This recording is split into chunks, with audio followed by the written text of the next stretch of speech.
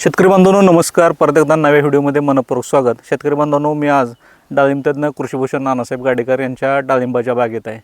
शेतकरी बांधवांनो, या डाळिंब बागेचं वैशिष्ट्य सांगायचं झालं तर तुम्हाला मी कॅमेरामॅनला विनंती करतो जवळून दाखवा की पूर्ण छाटणी व्यवस्थापन किती महत्त्वाचं आहे. कारण छाटणी बघा कशी केलेली आहे. कारण त्या छाटणी व्यवस्थापन जर तुम्ही चांगल्या प्रकारे केलं, आतनं काड्यांची विरळण केली तर जाड काढीला माल निघणार आहे. या ठिकाणी बघू शकताय जवळपास 75% ही डाळिंबाची कळी हे जाड काढीला निघले. त्यामुळं छाटणी करत असताना आतनं ते काड्यांची थिनिंग करणं खूप महत्त्वाचं आहे.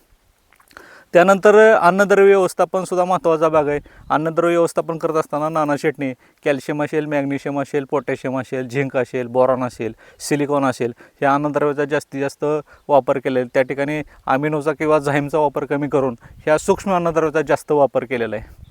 त्यानंतर नाना छाटणी पाणी व्यवस्थापन खूप चांगल्या प्रकारे केलं आहे. कारण झाडाचं पानं तुम्हाला आज बघून तुमच्या लक्षात येईल पान किती हेल्दी आहे आणि पानाची जेवढी लांबी आणि रुंदी चांगली असेल, पान जेवढं फ्रेश असेल तेवढं त्या पाटीत ते अन्ननिर्मित चांगलं करत असतं. तेवढंच कळीसुद्धा तुमची कॅप्सूल साईज निघत असते. कळीला स्ट्रोक चांगला निघतो आणि कळीला निघताना जर कॅप्सूल साईज कळी असेल, कळीला स्ट्रोक चांगला असेल तर तुमची साईजसुद्धा अतिशय चांगल्या प्रकारे जबरदस्त जंबो साईज फळाची होणार आहे. त्यासाठी आपल्याला पाणी व्यवस्थापन महत्त्वाचं आहे आणि पाणी व्यवस्थापन चांगल्या प्रकारे करत असताना आपल्याला त्या ठिकाणी जीवाणूंची संख्या वाढवून मस्त. त्यासाठी आपल्याला जीवामृत असेल, गोअमृत असेल, असं स्लरी असतील ह्याचा सुद्धा वापर करायचा आहे. रासायनिक खताचा वापर कमी करून आपल्याला संवर्धनसारखं सेंद्रिय खत वापरून त्या ठिकाणी आपल्याला ऑर्गॅनिक कार्बनसुद्धा जास्तीत जास्त वाढवायचं आहे. आज ऑर्गॅनिक कार्बनविषयी सांगायचं झालं तर नाना शेटच्या जमिनीचा ऑर्गॅनिक कार्बन 2.58 इतका आहे आणि आज महाराष्ट्रातील किंवा देशातील जवळपास 90% शेतकऱ्यांचा ऑर्गॅनिक कार्बन 0.5% किंवा त्याच्या खालीसुद्धा आलेलं आहे, कमी झालेलं आहे.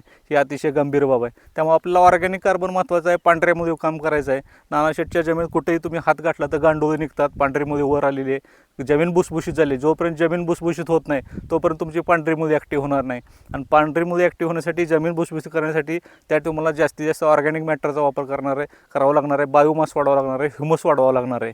त्यानंतर शेतकरी बांधवांनो, त्या ठिकाणी नाना शेटनी अतिशय चांगल्या प्रकारे कीड आणि रोग व्यवस्थापन केलेलं आहे. त्यावेळी आपल्याला जास्तीत जास्त बुरशीनाशकं वापरत असताना सेटिंगच्या काळामध्ये कॉन्टॅक्ट फंगिसाईड जास्त वापरायचे आहेत आणि कीटकनाशकं वापरत असताना मधमाशीला सुरक्षित अशी बायोलॉजिकल कीटकनाशके खात्रीशीर कंपन्यांची वापरायची आहेत. त्याच्यामध्ये आपल्याला निंबूगारचा जास्तीत जास्त वापर करायचा आहे, नेमिसाईड वापरायचा आहे, इकोसाईड वापरायचा आहे, इकोडा वापरायचा आहे, नो थ्रिप्स वापरायचा आहे. त्यानंतर आपण केमिकलमध्ये वापरत असताना थोडी कमी विषारी असणारी संध्याकाळच्या वेळी फवारण्या कीटकनाशकाच्या घ्यायच्या आहेत. त्याच्यामध्ये आपण मग रिजंट असेल, जंप असेल, बेनवी असेल, डेलिगेट असेल, स्पिंटॉर असेल, या औषधांचा वापर करायचा आहे. तसंच सेटिंगच्या काळामध्ये शेतकरी बांधवांना आपल्याला मधमाशीची खूप काळजी घ्यायची आहे. कारण सेटिंगच्या काळामध्ये 97% हे सेटिंग हे मधमाशीवर डिपेंड आहे. त्यामुळे मधमाशी जास्तीत जास्त बागेत राहील ह्याची काळजी घ्यायची आहे. त्यामुळे आपल्या पहिल्या पाण्याला जर आपण मोहरी टाकली तर मधमाशी पिवळ्या फुलाकडे जास्त प्रमाणात आकर्षित होणार आहे. तसं आपल्याला मधमाशाच्या पेट्यासुद्धा ठेवायचे आहेत. तसे आपल्याला गुळ असेल, ताक असेल, इलायची असेल, नेसकॉफी असेल, असे वेगवेगळे प्रयोग करायचे आहेत. काकवीचे आपल्याला फडकी सुती कापडं गुंडाळून ठेवायचे आहेत. किंवा अजून आपल्याला जे काय बाजारामध्ये उपलब्ध आहेत, पर्री आहे, हनी आहे, इन्फ्यूज आहे, अशी बरीचसे औषधं मधमाशी अट्रॅक्टसाठी आहेत. त्याचासुद्धा आपल्याला मधमाशी अट्रॅक्ट करण्यासाठी वापर करायचा आहे, जेणेकरून आपलं सेटिंग चांगल्या प्रकारे होणार आहे. आणि हे सर्व करत असताना आपल्याला ह्या सर्व गोष्टी आपल्याला जुळवून आणायच्या आहे, तरच आपल्याला डाळिंबामध्ये यश मिळणार आहे. आणि डाळिंब हे संयम आणि सहनशीलता पाहणारं डाळिंबाचं पीक आहे.